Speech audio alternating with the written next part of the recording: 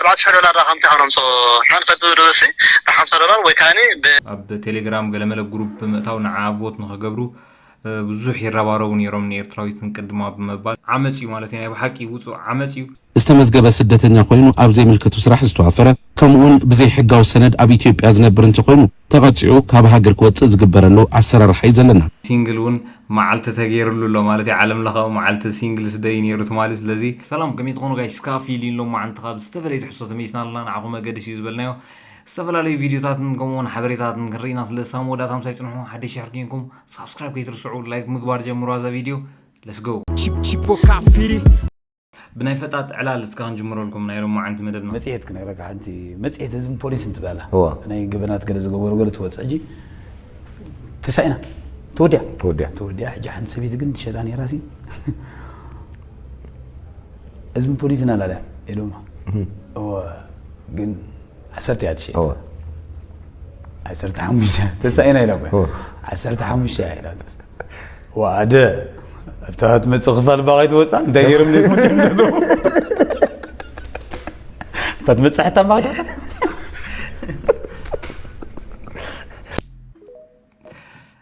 ابتهت متصخفال كيت وصا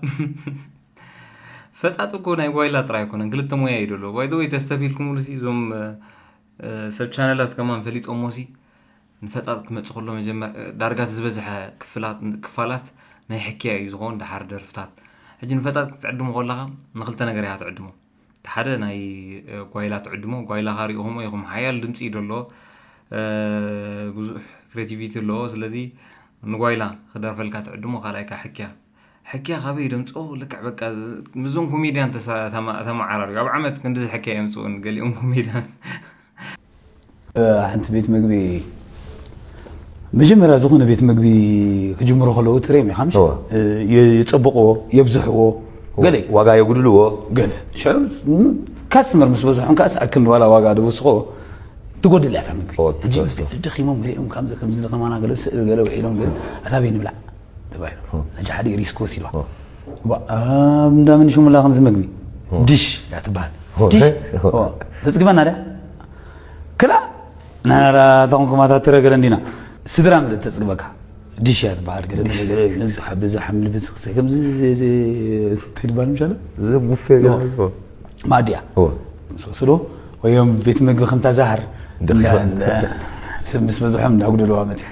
ريت بلوا تاوي ترمزا وا ترى غدا ديلا هو ترى ديش كنا ازناكي ديش ده يا تو صاون سيبو ولا انتم تقولوا ابي لو على امستو ابي لو على امسري ابي لو على اكشن قولي له انه على عتم انا اديش مسلسي كومن تلفزيون تصبي سنه ابي لو على ام بي سي 3 تمرتي از مارشا تممر انتي زبلون انت محري مارشا ايرن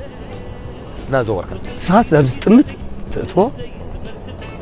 جمز يلكا حركات ناي قاسن يبلان ግን አመል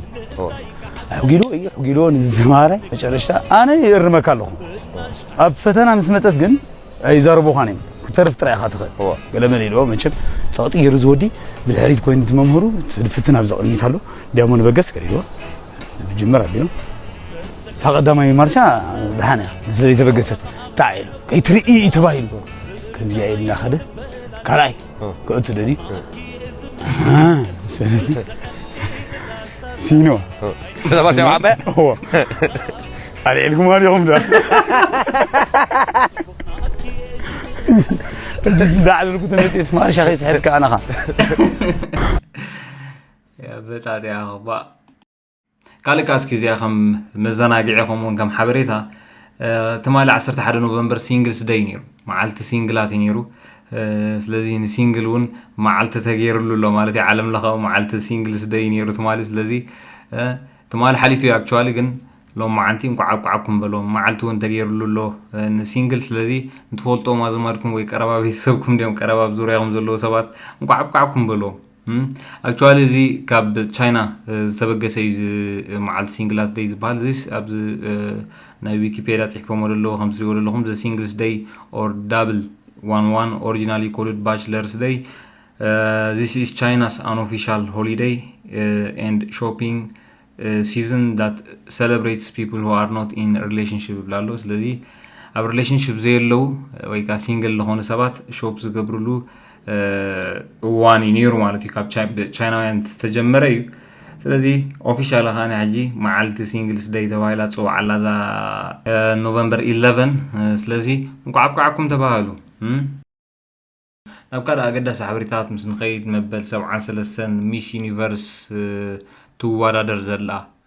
ስኒት ተወልደ መድህን እትበሃል ኤርትራዊት ተዓዋቲት ኮይናላ መበል 73 ሚስ ዩኒቨርስ ተዓዋቲት ኮይናላ ኣዝዩ ሓያል ውድድር ነይሩ ኣብ መንጎ ኤርትራዊት ስኒትን ከምኡውን ካምቦዲያዊትን ማለት እዩ ምክንያቱ እቶም ካምቦዲያውያን ትማሊ ኣብ ቴሌግራም ገለመለ ግሩፕ ብምእታው ንዓ ቮት ንኽገብሩ ብዙሕ ይረባረቡ ነይሮም ንኤርትራዊትን ቅድማ ብምባል ብዙሕ እንታይ ይባሃል ገብሩ ነይሮም ይከታተልዎ እውን ነይሮም እቲ ኣብ ላይቭ ዝግበር ዝነበረ ዝተፈላለዩ ብኤርትራውያን ዝግበር ነበረ ኣብ ላይቭ ንዓ ሳፖርት ንምግባር ንዑ እንዳተኸታተሉ እንቅድማ ኢና እንዳበሉ እንታይ ይባሃል ገብሩ ነይሮም ከምስትሪኦ ዘለኹም ግን 395,000 ናይ ስኒት ከምኡን ናይ ካምቦዲያ ዊትካኒ 274,999 ኮይኑ ተዛዚሙሎ ማለት እዩ ኣብዚ ሕጂ እዋን ኦልሬዲ ቀዳሚት ኢሎም ኣብዚ እንታይ ይባሃል ኣይገብሩዋን ግን ቮት ክትገብር ኣይትኽእልኒ ካብዛ ቪድዮ ስራሕላ ኣለኹ ስለዚ ተዓዋቲት ኮይናላ ማለት እዩ Imagine watching someone you love full of potential and joy so ስኒት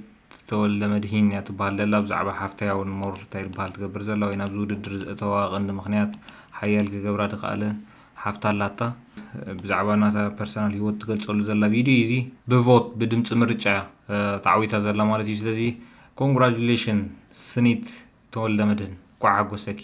ካልእ ምናልባት ኣብ ዝሓለፈ ውሕዳት መዓልትታት ብዛዕባ ካብ ኣዲስ ኣበባ ፓስፖርት ሒዙ ሓደ ሰብ ክወፅእ ካብ ኣዲስ ኣበባ ካብ 3,000 ክሳብ 4,000 ዶላር ከፍል ኣሎ ነዚ ኻ ድምፂ ንኹም ምባል ከምኡ ዝኸፈልኩም ሰባት እውን ፀሓፍሉ የለኩም ነይረ ስለዚ ንዑ ድምፂ ንምዃኑ እውን ቪኦኤ እውን ሰሪሖምሎም ኣለዉ ንሓደ ውሕዳት ሰባት ኣዘራሪቦም ከይዶም እውን ኣብቲ ናይ ኢሚግሬሽን እውን ኣዘራሪቦሞም ነይሮም ስለዚ ንእሸ ቪድዮ ከስማዓኩም ካብሞ ካብ ዓቕሙ ብላዕሊ ዝኾነ ክፍሊት ከም ዝሓተትዎ ይገልጽ إذا حتى وركاني كايلومي 4,000 دولار 4,000 دولار رقم تاعهم صو حنا فدروسي $5 وكاني ب أبزخون عالم ترى يدي فلت نجار يو 4,000 دولار ولا خم قطعة دي خون كم دخون يخون نجار كخون 4,000 دولار حد سب حدش باسبورت أو شيء مقوت أنت دليل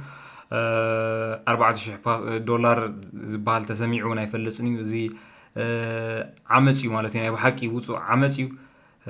ስለዚህ እንታይ ከም ዝብሉ ኢሚግሬሽን ኢትዮጵያ ወንስማዕ $100 አንፈልጥነ በቃ ተፈጥሯታት በተይ ሆይና ሂድ አራይለው ተመይሰ ማስጋብ ዝራጋ ገለለ ተጸባሃኒ ዝገደ ነው ይጥሩ 4,000 ይሄዱ ተሐራካኒ صدحات لها ناس 6,000 كوين انا هجا مره زي بلك كابتن لمامي ነገር 3,295 دولار كفينا ስደተኛ ኮይና ኣብ ኣዲስ ኣበባ ከም እትነብር ዝገለጸት ሄለን ተስፋይ ዝተባሃለት ኤርትራዊት ድማ ቅድሚ ሓደ ወርሒ ፓስፖርት ሒዛ ናብቲ ትካል ከም ዝኸደት ትዛረብ ፈለማ 1,700 ዶላር ክፈሊ ኢሎምኒ ንዕኡ እናኣከብኩና ኣለኹ ድማ እቲ ክፍሊት ናብ 2,400 ዶላር ከም ዝወሰኸ ገሊጾምለይ ትብል በዚህ ንኤግዚት ቪዛ 2,400 ኣብ የትም ሃገር ተራዩ ኣይፈልጥኒ ፕላስ ከዓ ንኤርትራውያን ጥራይት ይኾኑ ክፍሊት ዘሎ እምበር ዝኻን ኤርትራውያን ጥራይ ምናልባት ኣብ ኢትዮጵያ ዝነብሩ ኤርትራውያን ጥራይ ኮኑ እንዲም ሶማሊያውያን ኣለዉ ካልእ ብዙሓት ሃገራት ኣለዉ ሱዳናውያን ብዙሓት ኣለዉ ኣብዚ ሕጂ እዋን ግን እዚ ከምዚ ፓስፖርት ሓድሽ ሒዝካ ወይ ፓስፖርት ስለ ዘውፅኻ ከም ዝኽፈል ድበሃል ንኤርትራዊ ጥራይ ብዙሓት ሱዳናውያን ኣብ ኤምባሲ ናቶም ኣብ ኢትዮጵያ ሽዑን ውፅኦም ብፍላይ ኣብዚ ሕጂ እዋን ካብ ሱዳን ቀጥታ ምስ ወፁ ዓመታዊ 2 ዓመት ፀኒሖም ፓስፖርት ውፅኦም ድላዮም ወፅኦም እዚ ንኤርትራውያን ጥራይ እዩ ስለዚ ብዙሕ ዓመፅ ዘሎ ባይደ ወይ ክሳብ ፓስፖርት ከም ሕዳጉን ኣሎ ድሕር ዘይከፊልካ ፓስፖርት ምሶም ይሕዝዎ ስለዚ ከምዚ ዓይነት ዓመፃት እዩ ዘሎ ዝኾነ ንስማዕ ዜጋ ሃገር ኤግዚት ክዶ ኣይከፍልን ብዛዕባ እዚ ጉዳይ ንድምፂ ኣሜሪካ መብርህ ዝሃበ ኣገልግሎት ኢሚግሬሽንን ዜግነትን ኢትዮጵያ ብወገኑ እቲ ዝተጠቐሰ ክፍሊት ንናይ መውፅኢ ቪዛ ዘይኮነስ ዜጋታት ወፃኢ ብዘይ ሕጋዊ መንገዲ ኣብ ኢትዮጵያ ንዝጸንሕሉ እዋን ዝተወሰነ መቕጻዕቲ እዩ ይብል ኣቶ ኣዳነ ኣበበ ኣብቲ ትካል ዳይሬክተር ምዝገባን ቁፅፅርን ዜጋታት ወፃኢ እዮም ይመርጡ ዋለ በራሱ እንትን አለምንም ፈቃድ ገብቶ ሲኖር ዶብ ጥሒሱ ብዘይ ፍቃድ ዝነብር ብሕጋዊ መንገዲ ኣትዩ ኣብ ዘይተፈቀደሉ ዓውደ ስራሕ ዝነጥፍ ዝተመዝገበ ስደተኛ ኮይኑ ኣብ ዘይምልከቱ ስራሕ ዝተዋፈረ ከምኡውን ብዘይ ሕጋዊ ሰነድ ኣብ ኢትዮጵያ ዝነብር እንተኮይኑ ተቐፂዑ ካብ ሃገር ክወፅእ ዝግበረሉ ኣሰራርሓ እዩ ዘለና እቲ ኣብ ኢትዮጵያ ፀንሐሉ ግዜ እንትነውሕ እቲ ገንዘብ እውን ብኡ መጠን ይውስኽ እዩ ኣቶ ኣዳነ እቲ ዝበልዎ መጠን መቕፃዕቲ ክንደይ ከም ዝኾነ እንተይገለጹ ብዘይ ሕጋዊ ፍቃድ ኣብ ሓንቲ ሃገር ዝነብር ሰብ መቕፃዕቲ በዚሑኒ ክብል ኣይግብኡን ይብሉ ንድሕነቱ ብምስጋእ ሽሙ ከይጥቀስ ዝሓተተና ካሊእ ኤርትራዊ ድማ ናብቲ ትካል ከይደ ዝተሓተትክዎ መጠን ክፍሊት ልዕሊ ዓቕመይ ስለ ዝኾነ ብዘይ ሕጋዊ መንገዲ ብስግረ ዶብ ክወፅእ ኣሓስብ ኣለኹ ይብል ኣብ ኣሰራርሓ ክብረት ዝበሃል የብሉን ከም ሓደ ገበነኛ ወይ ከም ሓደ እሱር ኢኻ ትሕሰብ ኦልሞስት ነዛ ዝብለካ ዘለኹ ከፍልሲ ንውሕዱ ወርሒ ትመላለስ ኢኻ ክብረት ዘይብሉ ዘረባታት ኣሎ ኣቶ ኣዳነ ደበበ ብወገኖም በዚ ርእቶ ኣይስማምዑን ንሳቶም እውን ዓማዊልና እዮም ከም ዜጋታትና ማዕረ ኢና ነተኣናግዶም ክብሉ ገሊፆም እቶም ወሃብቲ ርእቶ ብወገኖም ነቲ ዝሕተት ገንዘብ ምስ ከፈልና እውን ተጠርዝኩም ኢኹም ኢና ንበሃል ይብሉ በዚ ከይዲ ናብ ኣንጎላ ዝወፀ ጀላኒ ብርሃነ ነቲ ዘጋጠሞ ነገር ብኸምዚ ይገልጽ ዲፖርቴሽን ድሕሪ 5 ዓመት ኢኻ ትመፀና ኣነ ለካ ወላሂ ለካ ኣሎ ኣነ ድሕሪ 5 ዓመት ኣይኮነ ወላ ድሕሪ 7 ዓመት ኣይመለሰኩም ኢለ ኣቶ ኣዳነ ደበበ ስለዚ ከም ትሪእዎ እዮም ዘሎ ተመልሲ ምክንያቱ ቪኦኤ ድምፂ ኣሜሪካ ከይዱ ክሓትት መሰል ስለ ዘለዎ እውን ሓቲቶሞ ትመልሱን ሂቦሞ ምክንያቱ ካብውን ላዕሊ ክትበፅሕ ኣይትኽእልኒ ኢኻ ካብውን ላዕሊ እውን ክትሓልፍ ኣይትኽእልኒ ኢኻ ከምኡ ይካየድ ኣሎ ድ የለን ኣረጋጊፁ ንዕኦም እውን ጊደፉ ክብሎም ድኽእል ስለዘየለ መቕፃዕቲ በዚሕኒ ክብል የብሉን እዩ ትመልሲ ብሓፂሩ ተረዲኹም ኣለኹም 4000 ከም ዝኸፍሉ እውን ኣብኡ ከሎ ርጉፅ ኮይኑ ዋላ እቲ ገንዘብ ንሶም ኣይግለፅዎ ግን ሓደ ሰብ ብዘይ ሕጋዊ ይነብር እንድሕር ሃልዩሲ መቕፃዕቲ በዚሕኒ ክብል የብሉን እዩ ትመልሲ ስለዚ እዚ ከዓኒ ውፁእ ዓመፅ እዩ ስለዚ እዚ ምናልባት ብቪኦኤ ጀሚሩሎ ስለዚ ክሳብ ዝለዓለ ካልእ ቦታታትን ኢቨን ብመንግስቲ ደረጃውን ፈሊጦሞ ካልእ መፍትሒ ክሳብ ዝርከቦ ሼር ክንገብሮ ኣለና ነዚ ማለት እዩ ስለዚ ጋይስ ናይ ሎሚ ዓንቲ ቪድዮ ዝመስል ነይሩ ሓደሽ ሽሕር ኮይንኩም ሳብስክራይብ ኣይትርስዑ ሳብ ኔክስት መደብ ንረኸብ ሰላም